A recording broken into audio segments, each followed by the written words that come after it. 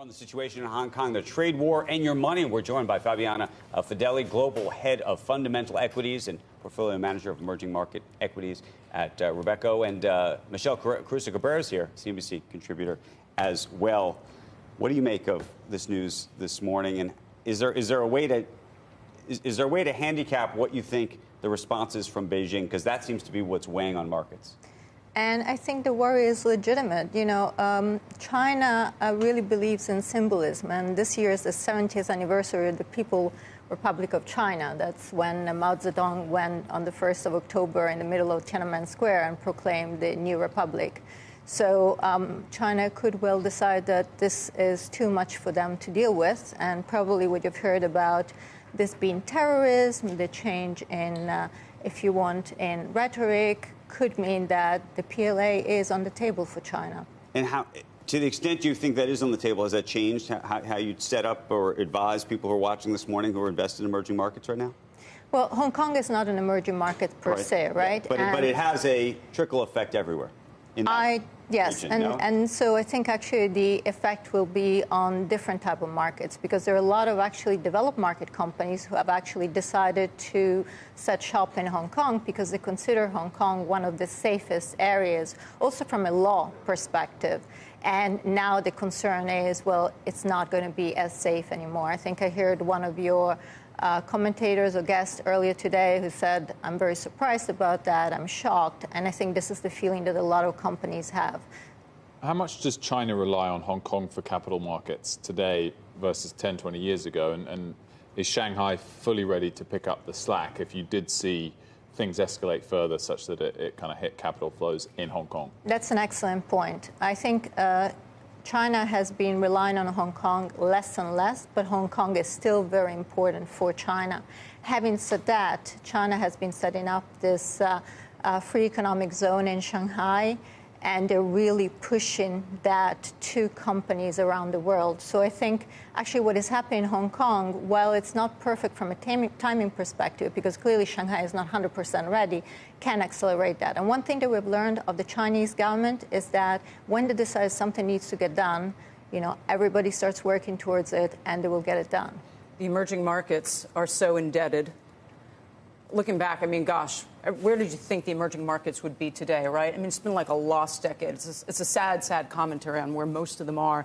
If China keeps weakening this currency, what happens to them with all that debt?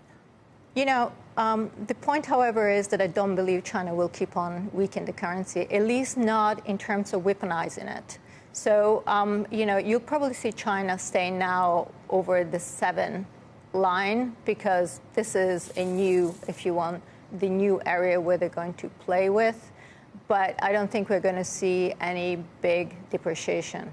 What if it's not about weaponization? What if it's about offsetting tariffs? What if it's about a weak internal economy that they are trying to bolster and they feel compelled to do it, and they don't want to defend the currency as much anymore? China has some very strong priorities. One of them is the internationalization of the RMB, of the domestic currency.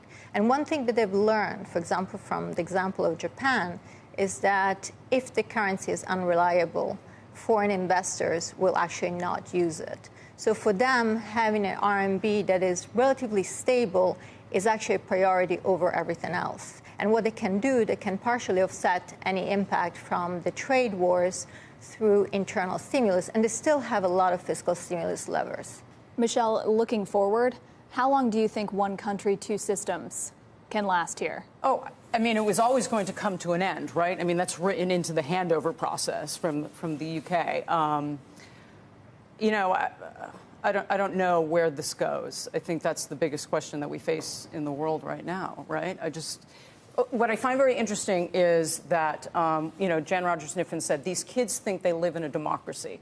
A lot of these kids weren't alive even when the handover happened. They have a world of social media, and they see democracy in other parts of the world, and they don't realize, I think, that they were actually never a democracy, even before the handover to the Chinese. But they want more, and they're asking for things that China is never going to give them.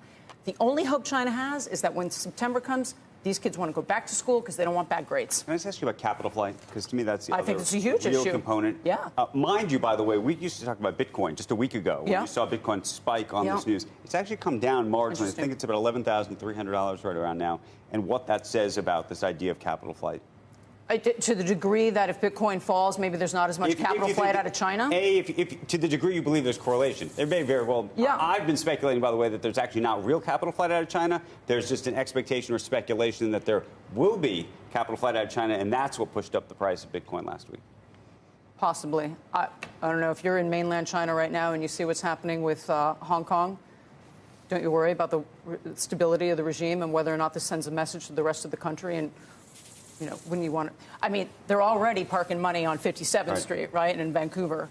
You know, that's actually interesting. I think the Hong Kong protests have taken a direction that actually is having a lot of the Chinese mainland public opinion against them.